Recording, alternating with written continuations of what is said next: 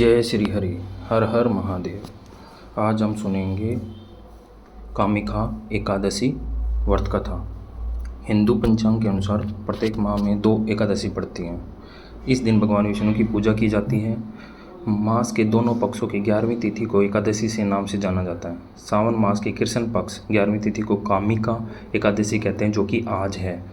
इस एकादशी को बहुत ही महत्वपूर्ण माना जाता है। इस बार सावन कामिक एकादशी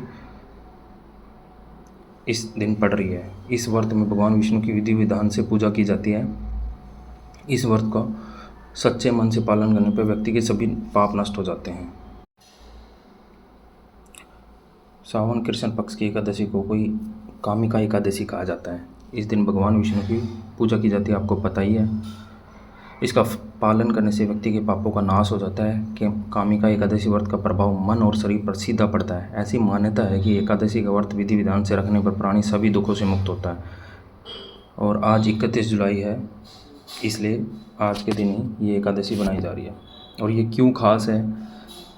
कामिका एकादशी पर भगवान शिव और श्री विष्णु दोनों की कृपा मिलती है। इसके अलावा सावन के गुरुवार का शुभ फल भी मिलता है। एकादशी के व्रत से पापों का नाश होता है। इस दिन स्नान, दान और ध्यान का अनंत गुण फल मिलता है। पूजन विधि। कामिका एकादशी के दिन सवेरे सवेरे भगवान कृष्ण की आराधना करें। पीले फूल, पंचामृत, तुलसी दल अर्पित करें। फल भी अर्पित कर सकते हैं। भगवान कृष्ण का ध्यान करें, उनके मंत्रों का जाप करें। शिव जी को जल अर्पित करें। फिर शाम के समय पीपल के वृक्ष के नीचे सरसों के तेल का दीपक जलाएं। पूर्ण रूप से जलीय आहार लें या फलहार लें। अगर भोजन ग्रहण करना ही है तो सात्विक भोजन ही करने हैं। मन को ईश्वर में लगाएं, क्रोध ना करें बिल्कुल भी। पूजा का शुभ मुहूर्त है सुबह 5 बजे से 32 मिनट से लेकर सुबह 7 से 32 मिनट तक। पारण का समय 1 अगस्त को सुबह 5 बजे 41 मिनट से लेकर सुबह 8 बजे 24 मिनट तक। इसके कुछ नियम भी हैं। 2 प्रकार से रखा जाता है, एक तो निर्जला व्रत और एक फलाहारी या जलीय व्रत। निर्जल व्रत पूर्ण रूप से स्वस्थ व्यक्ति को रखना चाहिए। सामान्य लोगों को फलाहारी और जलीय उपवास रख सकते हैं। बेहतर होगा कि इस दिन आप केवल जल और फल का ही सेवन किया जाए। अगर ये व्रत नहीं रख पा रहे हैं तो इसमें कोई बड़ी बात नहीं है, लेकिन इस दिन आप अन्न और भारी भोजन से परहेज करें। ज़्यादा से ज़्यादा समय ईश्वर की उपासना में लगाएं। सच्ची श्रद्धा और पूर्ण विश्वास के साथ भक्ति करने पर आपको भी समृद्धि और सौभाग्य का वरदान मिल सकता है। अब हम सुनेंगे कामिका एकादशी व्रत कथा। धर्मराज युधिष्ठिर कहने लगे कि हे भगवान, मैं आपको कोटि कोटि नमस्कार करता हूँ। अब आप कृपा करके चैत्र शुक्ल एकादशी।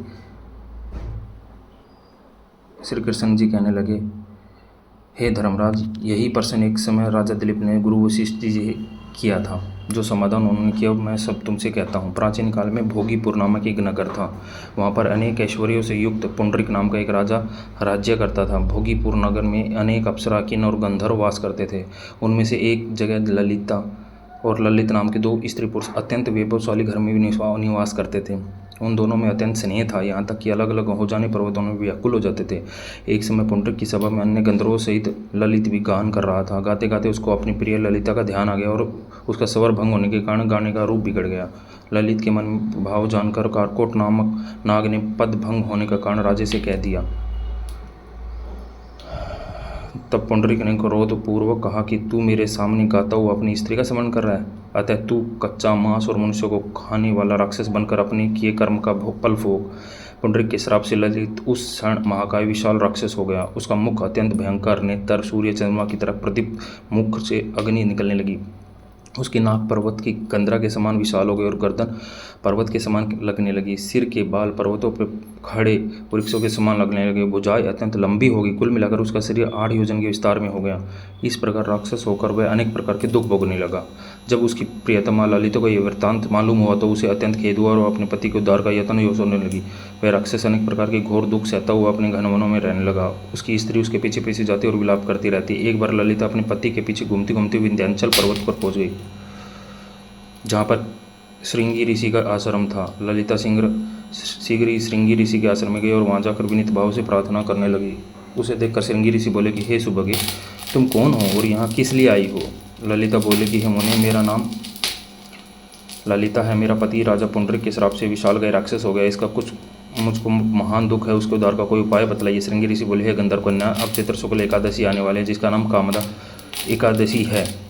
इस व्रत करने से मनुष्य के सब कार्य सिद्ध हो जाते हैं। यदि तू इस एकादशी का व्रत करके अपने पुण्य का फल अपने पति को दे तो वह शीघ्र ही राक्षसी योनि से युक्त हो जाएगा और राजा का श्राप भी आश्रम में शांत हो जाएगा। मुनि के ऐसे वचन सुनकर ललिता ने चैत्र शुक्ल कृष्ण शुक्ल पक्ष एकादशी का व्रत किया और द्वादशी को ब्राह्मण के सामने अपने व्रत का फल अपने पति को देती हुई भगवान से इस प्रकार प्रार्थना करने लगी, हे प्रभु, मैंने जो ये व्रत किया है इसका फल मेरे पति देव को प्राप्त हो, जिससे वे राक्षस योनि से मुक्त हो जाए। एकादशी का व्रत फल देते ही उसका पति राक्षस योनि से मुक्त होकर अपने पुराने स्वरूप को आ गया। फिर अनेक सुंदर और वस्त्र आभूषणों से युक्त होकर ललिता के साथ विहार करने लगा। उसके पश्चात वे दोनों विमान में बैठकर स्वर्गलोक को चले गए। वशिष्ठ मुनि जी कहने लगे कि राजन, इस व्रत को विधि पूर्वक करने से समस्त पाप नाश हो जाते हैं तथा राक्षस आदि की योनि भी छूट जाती है। संसार में इसके बराबर कोई और दूसरा व्रत नहीं है। इसकी कथा पढ़ने और सुनने से वाजपेयी यज्ञ का फल प्राप्त होता है। जय श्री हरि, राधे राधे। यहाँ पर हमारी कामिका एकादशी का व्रत खत्म संपन्न होता है। भगवान विष्णु और महादेव की कृपा आप पर बनी रहे। जय श्री हरि। ओम नमो भगवते वासुदेवाय नमः।